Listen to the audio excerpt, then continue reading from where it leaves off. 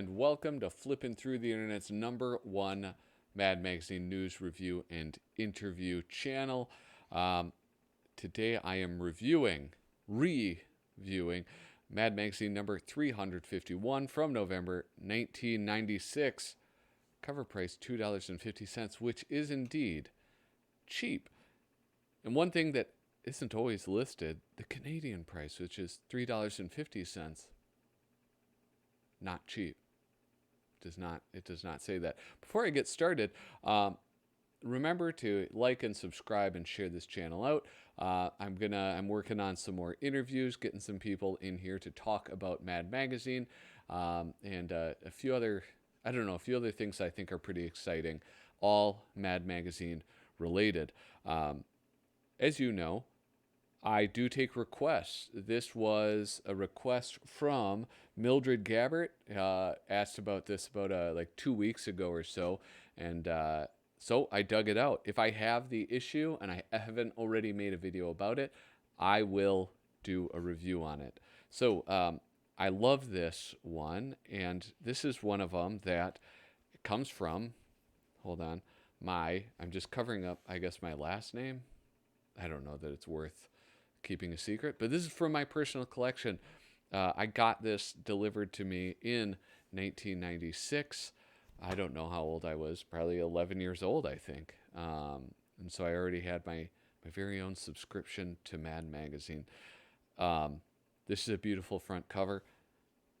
I don't know who did it. I can't see a signature, but I love it. This is one of those that was, there was this one, and then I think I don't know if the same guy did it, but it seems that style where Alfred E. Neuman is holding a hose that is like curled up, and then the water comes out curled up in the same way.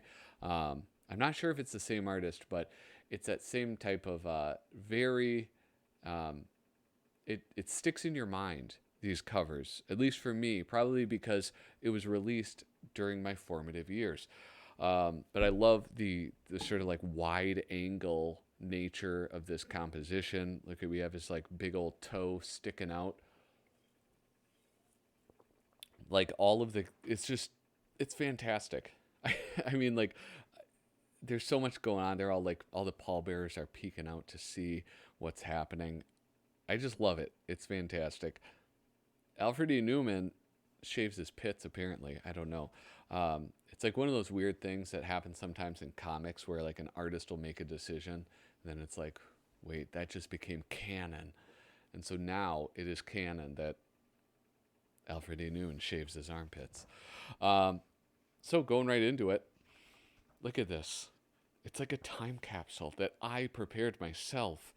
We have the give the gift of a subscription. And then business reply mail.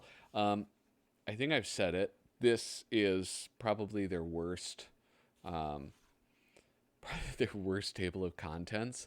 It's just impossible to really find information that you want. Though I don't know many people that go off of the table of contents, right? You just start reading it, and then you read all the way through, and then you're finished. That's how you read a Mad Magazine. That's how I always read a Mad Magazine. But yeah, again, here's one of the great Alfred E. Neuman quotes. In retrospect, it becomes clear that hindsight is definitely overrated. Ooh, that's beautiful. That's very beautiful. We have all sorts of lovely illustrations on here. We have Caldwell. We got some Caldwell here. We got some Jaffe, some more Caldwell. This is, we're going to have a Mad Magazine spoof of a cartoon, which is always fun, but rare. It's rare. Let's get into this letter thing. Which one jumps out? This is sort of, I think I've gotten into this before. And that is that at a certain point, the Mad Magazine letter section. Oh my God. I never considered this. Oh, hold on. You morons. In MAD number 347, it became obvious to me that you guys have never seen the Olympics before. In your future Olympic dance competitions, you had the men's 200-meter moonwalk medley. A medley is an event that has 4 people running various distances. The first 2 legs are 100 meters each. The third is 200 meters, and the fourth and final leg is 400 meters long. No wonder you are the unofficial magazine of the Olympics. And then they published, I don't know, maybe it's like, the internet was still somewhat novel at this point, right? Everybody had AOL addresses. wblack7241 at AOL.com. It's so funny that they posted that. And here's another one. Look at him just doxing all these people. Yofi22 at AOL.com. They're all AOL addresses. This is so much fun. I wonder if any of these still work. I might have to send some emails off. I did email that. I sent an email to that costume company from last week, and nobody's gotten back to me. I might reach out to them again. I don't know. Maybe I'll just call them up on the telephone. But I guess with this being a definite exception, there was a certain point in which the letters department changed from being sort of like this place where you scold Mad Magazine and you just make fun of them and mock them, to things like, I've been an avid reader since I was a sprout. Your magazine, I love your magazine and everything in it. I renewed my subscription. It's like, okay, we got it. To me, I don't know, the part where it's funnier when not only the magazine makes fun of themselves, but then when other people get in on it. I really like that.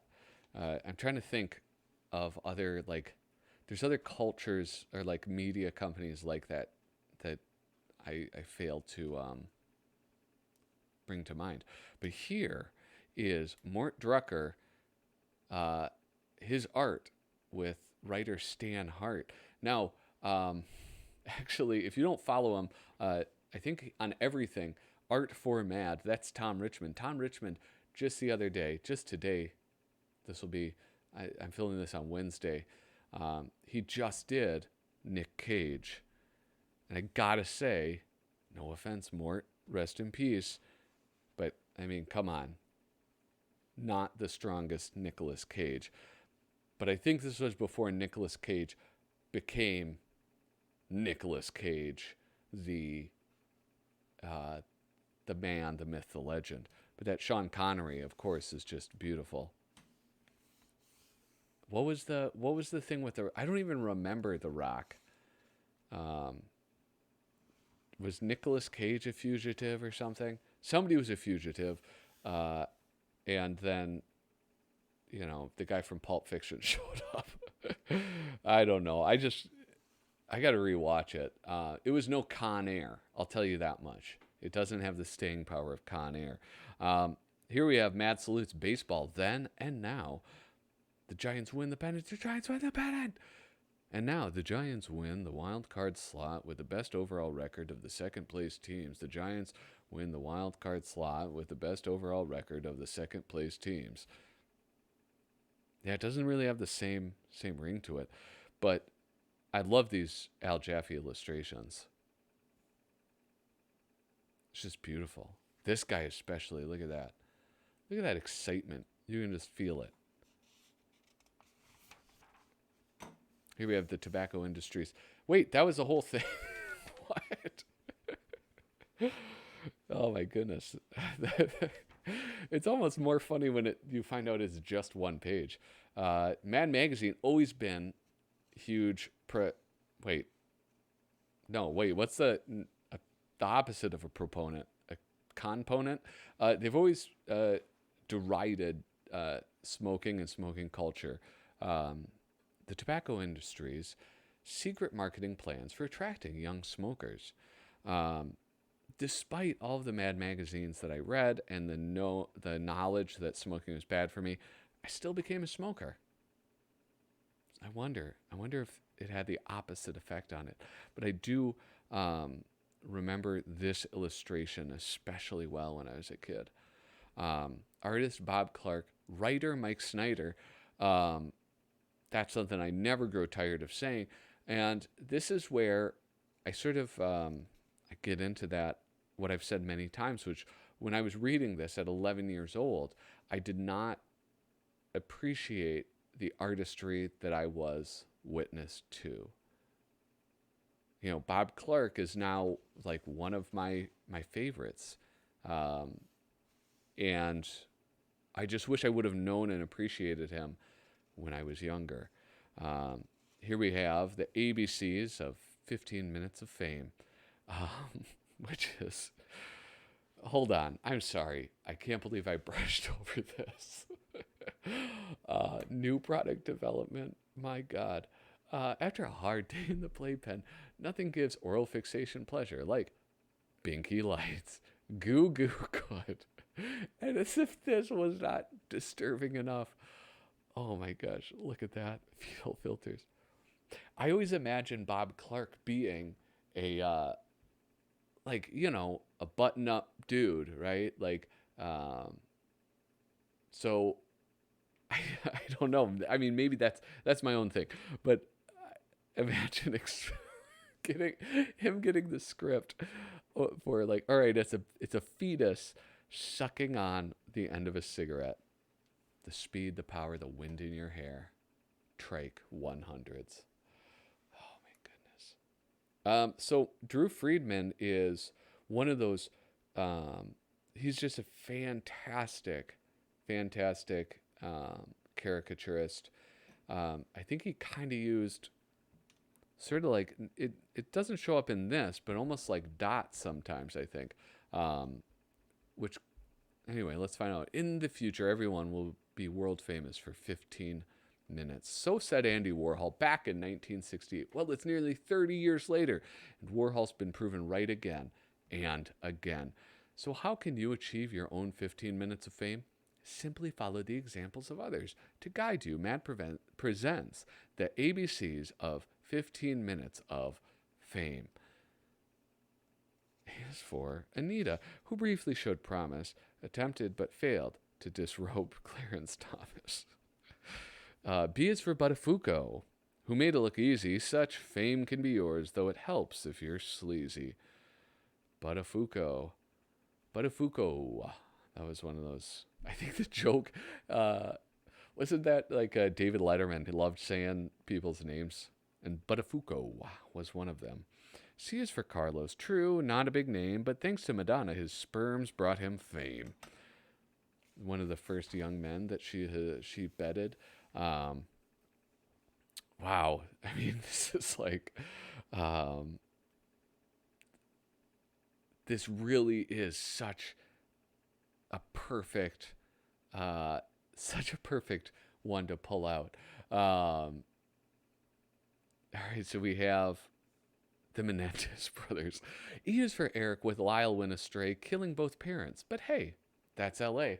I actually got, well, this is has nothing to do with it, but I recently got a basketball card that has the Menendez brothers in the background.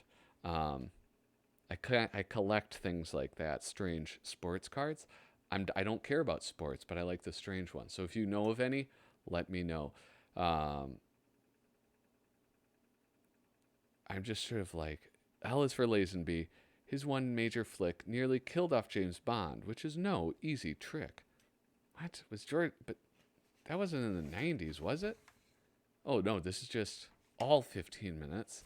Most of them just happen to be in the 90s. Okay.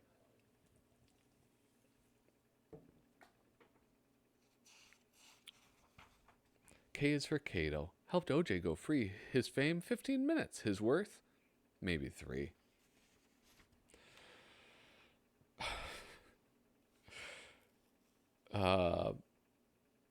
P is for Buck. On the real world, he rose, but you can't build a career around picking your nose. Oh my gosh. U is for Unabomber. He made quite a mess. The post office wishes he'd used UPS. This is just perfect. This is so beautiful. And these little illustrations are just so lovely. All right. All right. X is for X-rated. For folks fond of smut, but even they skipped John Wayne Bobbitt, uncut. All right. So if memory serves, John Wayne Bobbitt was stepping out on his old lady. I think, I don't know. Maybe he may have been abusive. I don't know. I guess I should. This is what I do know. His significant other cut off his wiener and then threw it away. Just like tossed it in a field or something. But anyway, I think they rescued it, and he had reconstructive surgery. It's like, it's not funny, but it's funny, you know. Here we have M and E. What's M and E? Edwing, something in Edwing. I wonder who the writer was. If you're unaware, Spy versus Spy. I think most famously Prohas. Antonio Prohas, and then most recently Peter Cooper. But in between those two times, there were I think Bob Clark and Duck Edwing for sure, and then a few others filled in.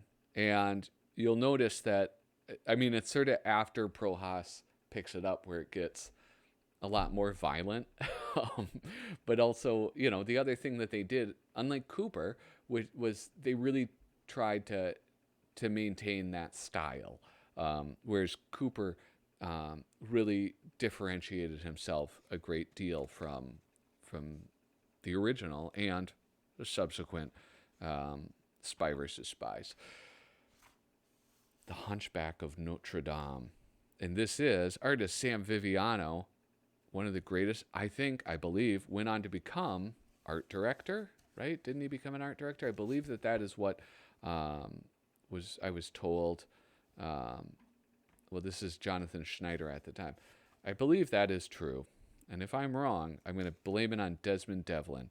Now, I think that this is the one that Mildred Gabbert asked, like, kind of pointed out in particular as one of the things that she remembered in this. And if you've watched this, if you've watched every single video I've done, I do have a slight discomfort with cartoon hunchbacks.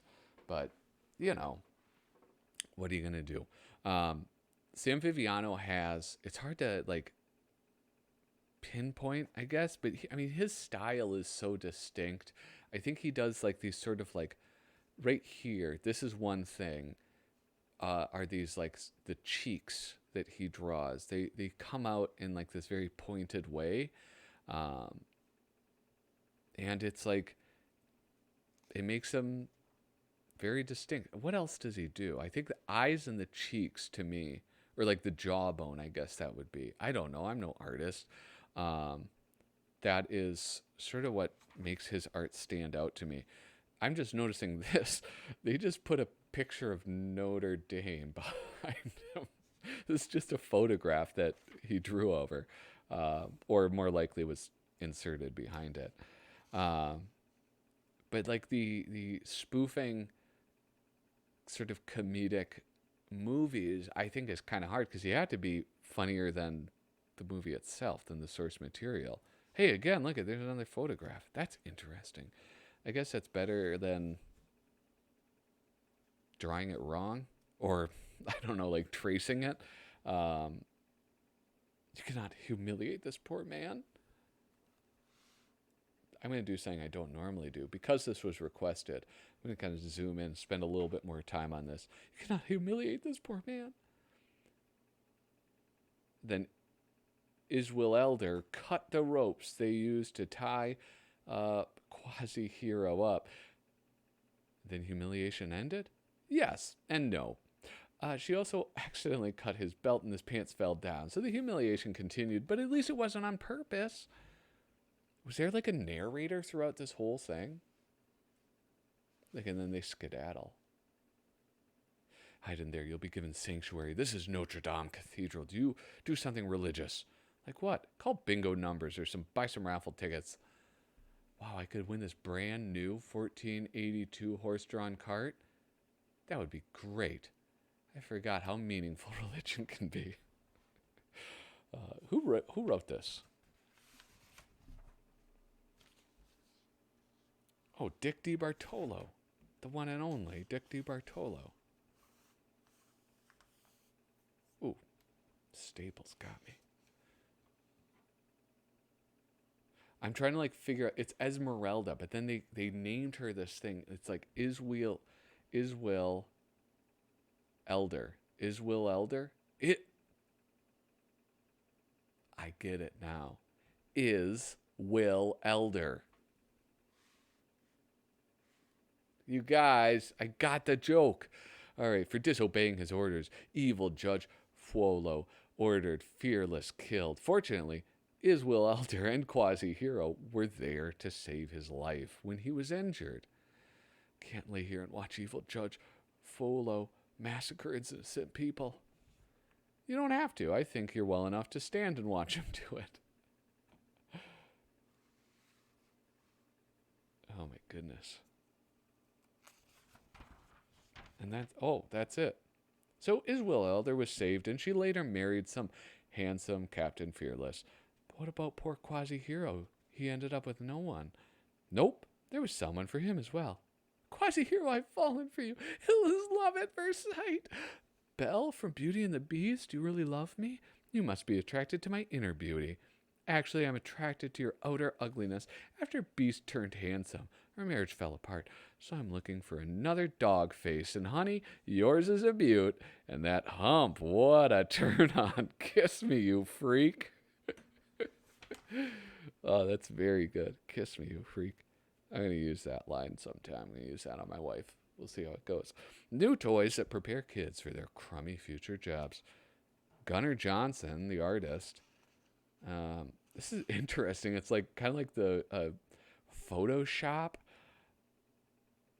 collage, decoupage. I don't know. And the writer, Mike Snyder. My first unlicensed hot dog cart. It's a non-stop adventure as you try to eke out a living while hiding from police and health inspectors. Dream Crack House. That was another thing. That was like, why were crack jokes so funny? Like, why do like, people just kept telling them? And it's like, I don't know. A mad look at Halloween. Look at this. This issue officially has more Halloween content than the issue that I released on Halloween. Just some lovely stuff. I gotta say, I think I like Aragone's art not colored. I think black and white is how I like it best. I don't know. It's hard to explain.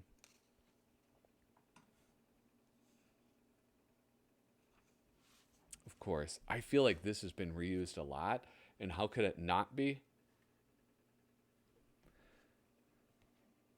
Look at that. That's beauteous. What's Aragones up to these days? The lighter side of. If you want to see the best of Dave Berg, watch the video that I released last week. It's MAD number 59. It's the best. It's Dave Berg at his strongest. And unfortunately, he kept going. Someday I'm going to say that and something's going to be like, my dad was Dave Berg. And I'm going to be just filled with shame that I badmouth him so much. But really, it's like, obviously he's a talented artist. But anyway, I'm going to stop talking about Dave Berg forever. I'm not going to bring him up ever again. Mad's Futile Flowcharts. Flowcharts, personally, I love. Here we have Bob Steak, writer Darren Johnson. Ordering at a drive-thru. Here, let's check out what there are, and then I'll decide. what to zoom in on, go through, ordering from a drive-through, shopping for an ambulance, choosing a movie to rent. Ooh, that might be very good. Splitting the paycheck between a group, checking out at the supermarket, or watching a horror movie. I'm going to see if looking for a movie to rent is still relevant, because after all, you still have to search for movies on Netflix. And I was thinking about this. I mean, I think there's a lot of people nowadays who don't know that you had to go to Blockbuster. And Blockbuster was fun. It was so much fun. Gosh, you're missing out. All right, so you start. You wander to the video store for 20 minutes. You choose a film. Has anyone in the group already seen it? Yes? Well, then you wander the video store for 20 minutes. Has anybody seen it? No? Okay. Does anyone say, I can't stand insert star of chosen film? Yes? Well, you got to go back. Nobody's seen it. Nobody hates the actor. Does anyone say, I'm not in the mood for a insert genre of chosen film? Yes? Got to go all the way back. The film is already rented. So you go back to the start of the video store. That's essentially what happens. Except right here, this is where you realize that it's too late to watch a movie, and you go to bed. That's what, that is my life. Some beautiful John Caldwell art. Guess who has no seniority? Everyone is not treated equally in the workplace. One position, contrary to popular belief, is not usually based on skill, charm, or bedroom antics with the boss, though that rarely hurts. No treatment is based on time, years of service to a company. Usually a new worker is condemned to grunt work until a newer putz with even less seniority is hired. It is generally easy to spot the office whipping boy, though, which is why MAD challenges you to view the following workplace scenes and guess who has no seniority. All right. Guess who has no seniority? In conclusion, I'd like to take this opportunity to thank Dr. Yang Su and his associates for their fascinating demonstration of high-speed power acupuncture. I think I found the guy. I have a question. Is acupuncture real? Like, I know people do it, but is it like, does it actually do stuff? Disgracer. What is this movie? Disgracer. Oh, is it Eraser? Artist Angelo Torres and writer Arnie Kogan. I have no idea what this is. I know that's Dr. Jack Kevorkian, and I think that, yeah, that's Arnold Schwarzenegger. But I guess that's when he was thinner. He had a thinner head. I'm used to wide head Arnold. That's what I'm used to now. Good old wide head. I don't know why. I don't know why, but this image really cracks me up. I'm not a happy camper. We caught you sneaking in. What are you going to do? You leave me no choice. Let me lay my brains on the table. You mean lay your cards on the table? Not in this movie. Oh my gosh. Never has suicide been so amusing. Never before. But yeah, that's... Oh yeah, I'm going back to the crack thing. Why was crack so funny? It was an epidemic. It destroyed lives. Ooh, the exquisite exorcism experience. This is the only Tales from the Duck side we got. So we got to look at it. We got to examine this a little bit more closely. By all that is holy and good, leave this child, Satan. You have to do better than that, fatty. Be gone, demon of Hades. I cast your evil presence out. The brat belongs to me. God commands you to leave. Return to Hades, you vile wretched demon. Blah. Satan, I commandeth thee, leave this child, or ye shall face full and mighty fury of my wrath. Mommy, why is everybody in my room? Glory be ventriloquist priest. You did it again. You tricked Satan himself. Oh, ventriloquist priest. He's right up there with Father Dowling. Ventriloquist priest. All right, check this out. I can fold this one in because, believe it or not, guys, I used to be one of those degenerates that folded in the backs of Mad magazines, but no more. I don't do it anymore, I promise. I do, however, fold ones that have been folded, and I shall do that now. The latest trend in business is to form mega conglomerates by merging one company with another. This creates a corporate synergy that is praised in Washington, D.C., but there is one type of merger that the government is steadfast in its opposition. To find out what it is, simply fold page in as shown. Sadly, a desire to combine can create some serious problems. Lawmakers will not fix marginally sensible rules, even if a miscarriage of justice results in many instances. Let's look now. So Disney, ABC, Fleet, Nat West, those are probably both absorbed by a country. Microsoft and Intuit, combined and then split. Time Warner and Turner, now all owned by Comcast, CBS and Westinghouse. Who cares? And then Chase and Chemical. All right, let's find out. Senator Helms, Senator Smegma, and Senator Comatose. Smegma. Anyway, isn't Smegma this stuff? Anyway, I don't want to say it. Here, let's get this. Let's get this nice and crisp. Same-sex marriage.